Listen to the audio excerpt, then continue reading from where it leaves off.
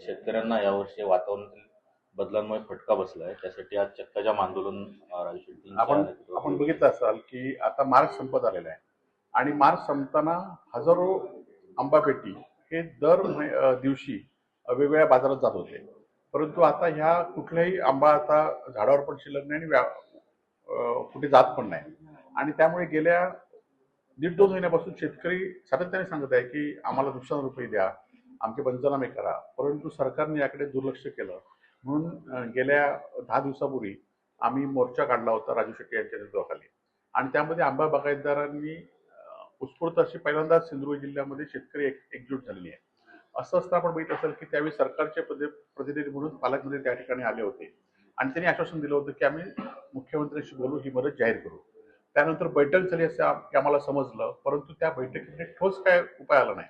आणि त्याचबरोबर पालकमंत्र्यांशिवाय एकही कोण मंत्री असून देत, सरकारला प्रतिनिधी असून देत, हे लोकांसमोर किंवा शेतकऱ्यांसमोर किंवा माध्यमांसमोर येऊन त्यांनी मदत जाहीर केली नाही. आणि त्यामुळे आता आपण बघितलं असेल की आजचा रस्ता रोको आहे, कालचा मोर्चा पण दडपण्याचा प्रयत्न होता, परंतु सरकारचे म्हणून प्रतिनिधी म्हणून आम्ही त्या मोर्चात आमच्या भूमिका सांगितल्या.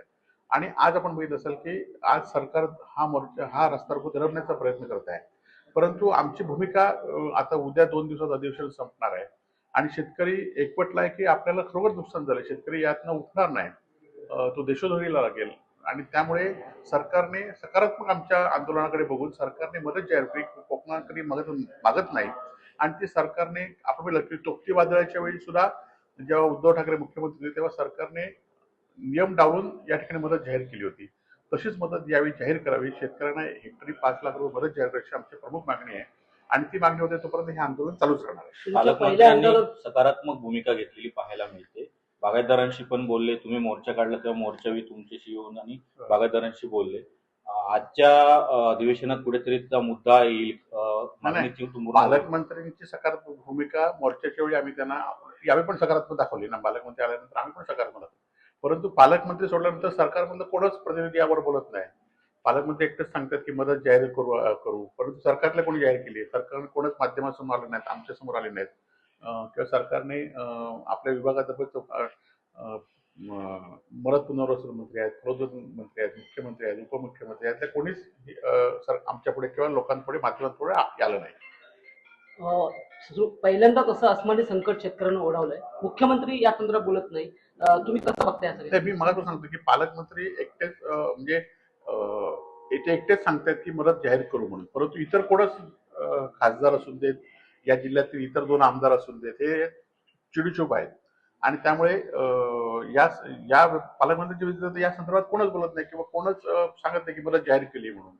आणि त्यामुळे आमचं हे आंदोलन आता सरकारच्या विरोधात तीव्र आम्हाला करावं लागणार आहे. राजू शेट्टीच का जिल्ह्यात एकही नेता नाही का, अशा प्रकारची टीका विरोधात? नाही, खरं तर आज आपण बघितलं असेल की विरोधकांमध्ये आज अनेक विरोधकांना ठेवायचं नशी जी सकारात्मक ही भूमिका सरकारची आहे. आणि त्या सिंधुदुर्ग जिल्ह्यात सुद्धा त्याला काही अपवाद नाही. विरोधक आता कोण राहिले नाही, सगळ्यांना आपल्या पक्षात घेण्यात बळजबरीने त्यांची येत नाहीत, त्यांना आमिष दाखवायची जिल्हा परिषद निवडणुकीमध्ये तेच झालंय. आणि त्यामुळे राजू शेट्टीला लोकांनी हे केलंय. आणि त्यावर आम्ही पण आता जे विरोधक आमच्यासारखे आहेत ते विरोधक सुद्धा दाबण्याचा सरकार प्रयत्न करतो, पण आम्ही पण त्यांच्यावर आणि शिवसैनिक उद्धव बाळासाहेब ठाकरेचे शिवसैनिक पूर्ण ताकदीनिशी या आंदोलनामध्ये सहभागी 8 दिवसापूर्वी झाले होते आणि आजही आहेत. आरपारची लढाई असेल निश्चितपणे. आता खरं तर आपण बघितलं की बागायतदार हा कधी असं रस्त्यावर येत नाही होतो, आता पुन्हा रस्त्यावर येतोय. त्यामुळे ही आता आरपारची लढाई करावी लागणार आणि आम्ही त्यासाठी निश्चित प्रयत्न करू. ज्या नेतृत्व करणारे राजू शेट्टी यांना पोलिसांनी नोटीस बजावली नाही, मात्र आपल्याला आणि जे शेतकरी आहेत जे आंदोलनात सहभागी होणार यांना नोटीस अशा नोटीसला आम्ही फिक्स करत नाही. कारण परंतु आमच्यावर पुढे दबाव आणायचा, कारण हे लोक शेवटी कोण जमवतंय, आम्ही स्थानिक लोकच जमवणार आहोत. आणि त्यामुळे आमच्यावर दबाव आणण्याचा प्रयत्न आहे, परंतु अशा दबावाला मी केला नाही. आंदोलन तीव्र होणार.